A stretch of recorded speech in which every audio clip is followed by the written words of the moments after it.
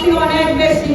বাবুর প্রশাসন, বাবুর টাকা, বাবুর সবকিছু তার কাছে হার মানে, কিন্তু আমি হার মানবো না। আমি যতদিন বেঁচে আছি ততদিন আমার শেষ রক্তবিন্দু দিয়ে হলো আমি আমার স্বামীর হত্যার সুষ্ঠু বিচার আনবো। গোলাম রব্বানী নাজিমের কবর জিয়ারতের সময় আমিও ছিলাম। বর্তমান তথ্যমন্ত্রী উনি ছিলেন, বিমান প্রতিমন্ত্রী উনি ছিলেন, জামালপুরের এমপি, সদরের এমপি উনিও ছিলেন। ওনারা কিন্তু কবর শুয়ে শপথ করেছিলেন যে ওনারা যদি ক্ষমতায় আসে নাজিম হত্যা সুষ্ঠু বিচার করবেন। আজকে দেখতে দেখতে 3 বছর 1 মাস কয়েকদিন চলে গেল, নাজিম হত্যাকারী কিছুই হয়নি।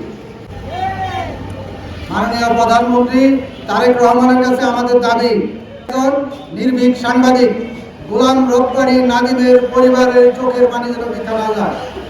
বর্তমানে উনি আমার বাড়িতে যায় আমার ছেলের জন্য, বলি আসছে যে আমাদের সরকার গ্রহণ করতে পারি, তাহলে আমি সঠিক বিচার আমি করে দেবো। কিন্তু না, সরকার জনহার করে এই কোনো খবর নাই, কোনো জিজ্ঞাসা খবর নাই।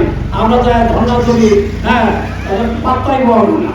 আমরা আজকের এই মানববন্ধন থেকে পুলিশ প্রশাসনকে দ্রুত দাবি জানাচ্ছি, অনতিবিলম্বে সুষ্ঠু তদন্তপূর্বক এই যে মুক্ত আসামিদেরকে গ্রেপ্তার করে দ্রুত আইনের আওতায় এনে তাদেরকে শাস্তির ব্যবস্থা করবে। কতবার দাঁড়াবো আমরা সাংবাদিক, কেন দাঁড়াবো? আমাদের বিচার কেন আমরা পাই না? আমরা বলতে চাই যে আসুন আমরা যারা সাংবাদিক আছি সকলে ঐক্যবদ্ধ হয়ে শুধু জামালপুর না সারা বাংলাদেশে সেটা শুরু করতে চাই।